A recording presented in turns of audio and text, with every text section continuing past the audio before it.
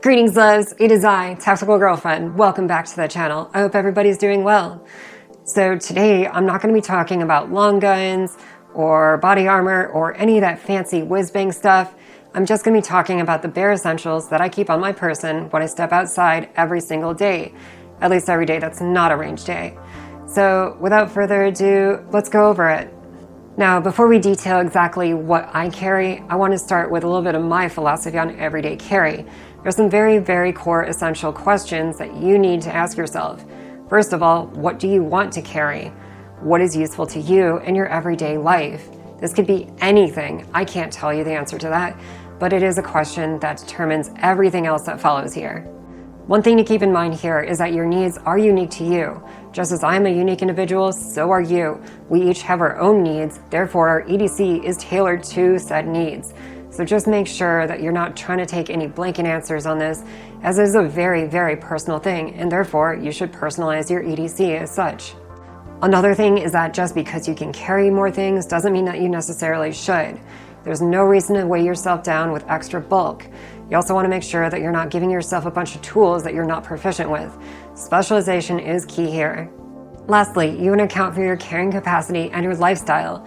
Remember, EDC is there to support and enhance your lifestyle, not the other way around. You want to make sure that your kit is tailored to your needs, to support your life and make it better, and not necessarily detract from it and make it more difficult. Always carefully consider this, otherwise it defeats the entire point. Now, your EDC can include some defensive tools. Mine does, yours doesn't have to. However, there are some bigger skills that you need to have in your toolbox that'll pay off in dividends regardless of what your EDC is. First of all is situational awareness. If you're walking down the street and you're able to avoid a hostile situation in the first place, then you don't need to resort to anything in your kit. So just be sure that you're aware of your surroundings and be careful. The next thing is going to be being able to either evade or de-escalate a situation. You don't want to have to resort to a defensive tool immediately if you're stuck in a hostile situation.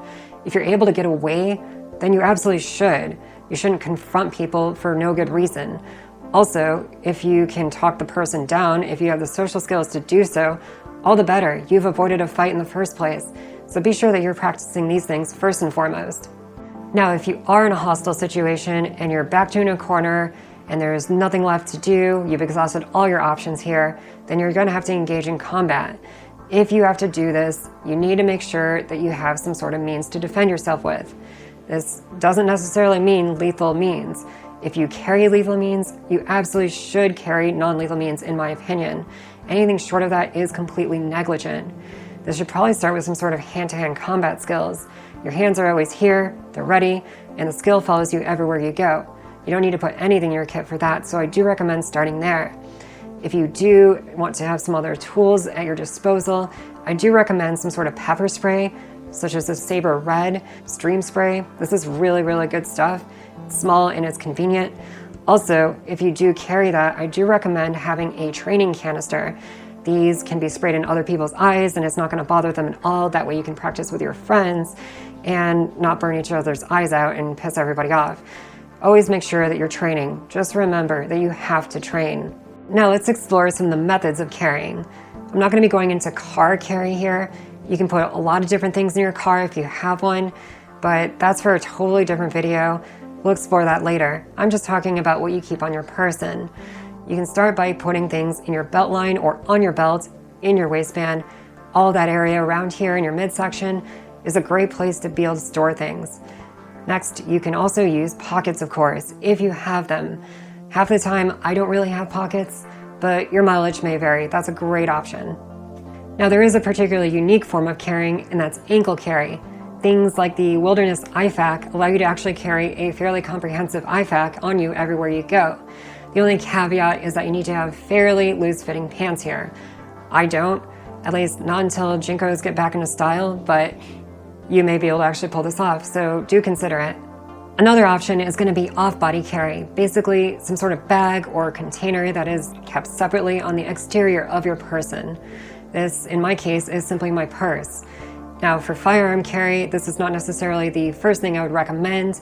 However, it is a good option if you're not willing to compromise your wardrobe and your wardrobe does not accommodate for carrying anything else concealed. I do strongly recommend that you check out my concealed carry video for more ideas on this. Now there is one little caveat here. I do occasionally carry my Ruger LCP2 in waistband or on a thigh holster. However, my normal everyday carry is going to be with my purse, so we're going to focus on that here.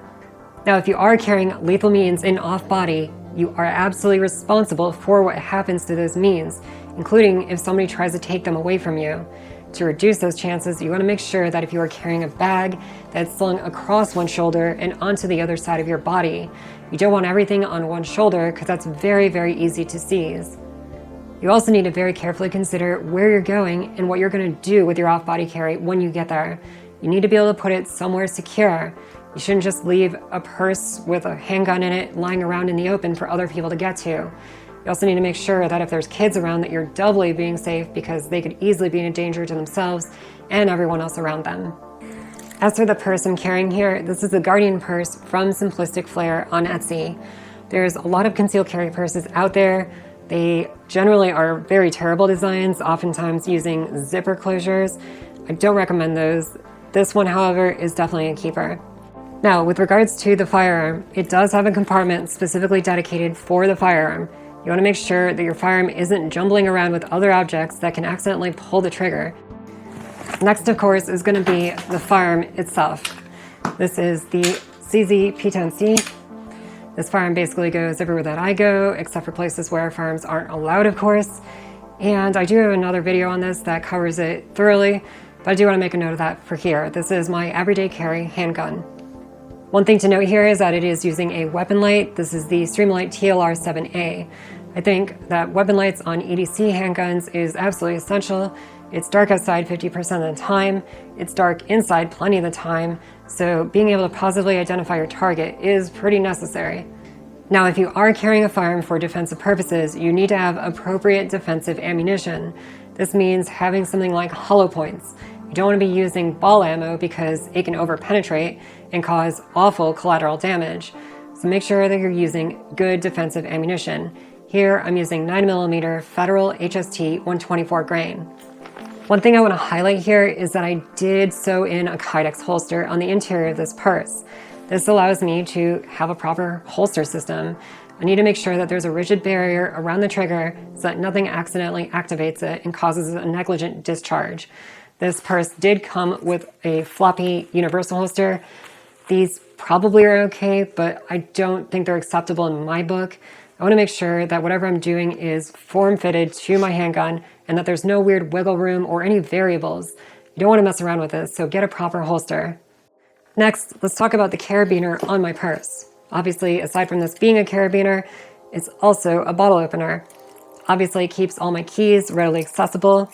It also keeps my pepper spray at hand and able to be quickly deployed. Also, I have a USB key on here, which allows me to move data around as needed. Next, let's explore what's in the front compartment here. First of all, I have a spare magazine.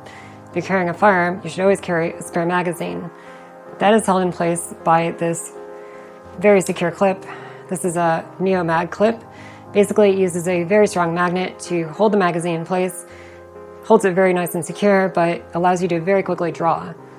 Next, I have some handheld illumination. This is a Streamlight ProTac 1L 1AA. Beep, beep. Basically, you want to have something that allows you to find your way through the dark, find things in the dark, and identify things in the dark without necessarily pointing your weapon light at it. Now, getting into some medical stuff here, I have a tourniquet here.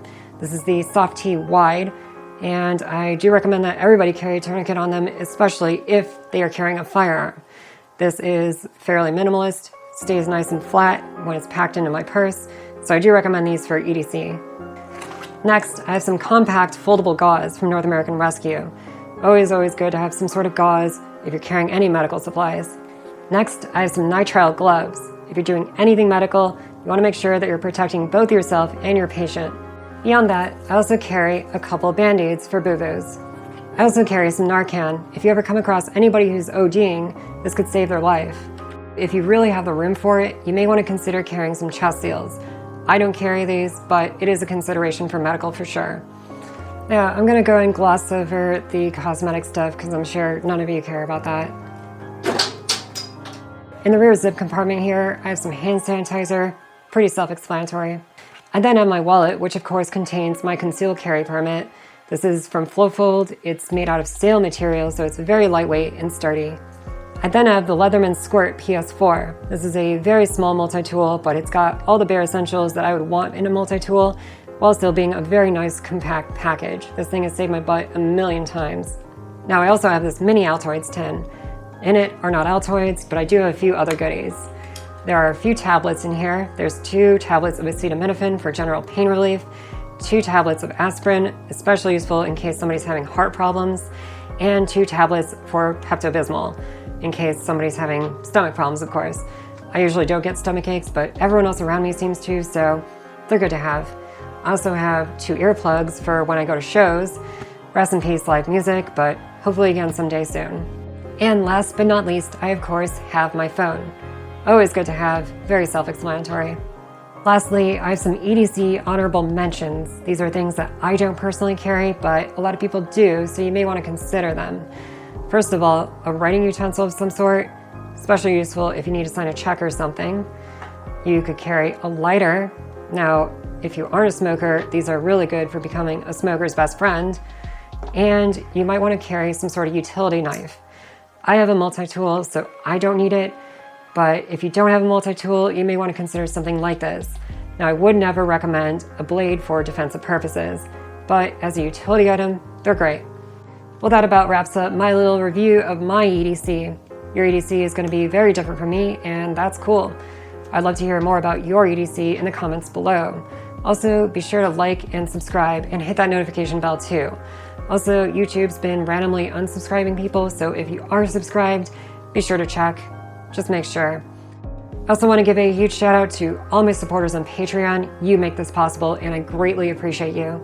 This channel is not at all monetized. I refuse to run ads on it, so anything that you can do to help chip in is greatly appreciated. You can go support me at patreon.com/tacticalgf. You can see the names of my biggest contributors at the end of the video. Well, that's a wrap. I really appreciate you all tuning in. Please be good to each other out there, and as always, please take care. Bye!